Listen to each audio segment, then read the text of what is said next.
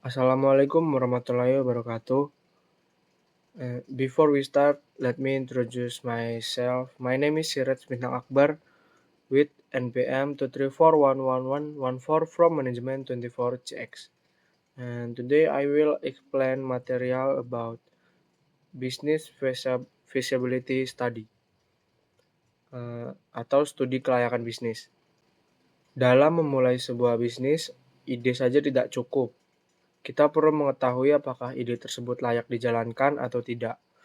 Disinilah Business Feasibility Study atau studi kelayakan bisnis berperan penting, yaitu untuk menilai apakah sebuah usaha realistis dan menguntungkan.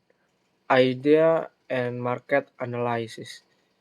This test combine defining the business idea with analyzing the market.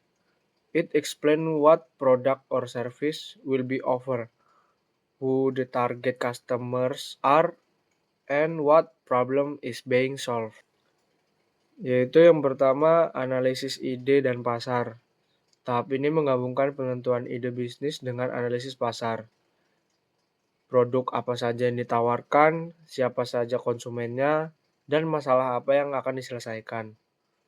Selain itu, dianalisis juga kebutuhan konsumen, ukuran dan potensi pasar, dan tingkat persaingan. Tujuannya adalah memastikan bahwa ide bisnis memiliki peluang nyata dan dibutuhkan oleh pasar.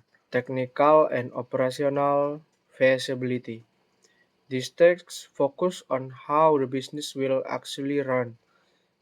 It includes the production process or service delivery, location, technology, equipment, and human resource required. Kelayakan teknis dan operasional. Tahap ini membahas bagaimana bisnis akan dijalankan secara nyata. Meliputi yang pertama yaitu proses produksi atau layanan, lokasi usaha, teknologi dan peralatan, dan yang terakhir sumber daya manusia. Fokus utamanya adalah apakah bisnis dapat berjalan dengan efisien dan mampu menghasilkan produk atau jasa dengan baik. Selanjutnya, kelayakan finansial. Tahap ini menilai apakah bisnis menguntungkan secara keuangan. Dan yang dianalisis yaitu biaya awal atau modal, biaya operasional, proyeksi pendapatan, keuntungan, dan titik impas atau break-even point. Tujuannya untuk memastikan bisnis bisa bertahan dan menghasilkan profit dalam jangka panjang. Yang keempat yaitu analisis hukum dan risiko. Tahap ini memastikan bisnis sesuai dengan hukum yang berlaku. Meliputi yang pertama yaitu perizinan usaha, legalitas dan struktur bisnis, aturan dalam industri terkait.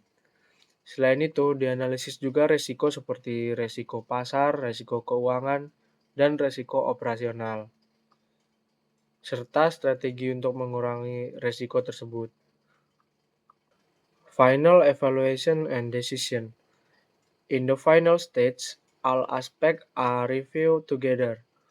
Based on the analysis, the business owner decides whether to move forward, improve the plan, or stop the idea.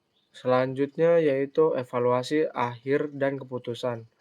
Tahap terakhir adalah meninjau seluruh hasil analisis.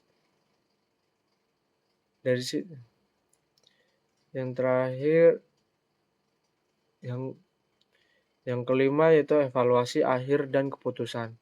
Tahap terakhir adalah meninjau seluruh hasil analisis. Dari sini akan diambil keputusan, melanjutkan bisnis, memperbaiki rencana, atau membatalkan ide. Keputusan ini didasarkan pada data dan analisis yang telah dilakukan. And last is conclusion. In conclusion, a business feasibility study is an essential process to evaluate whether a business idea is realistic and worth pursuing.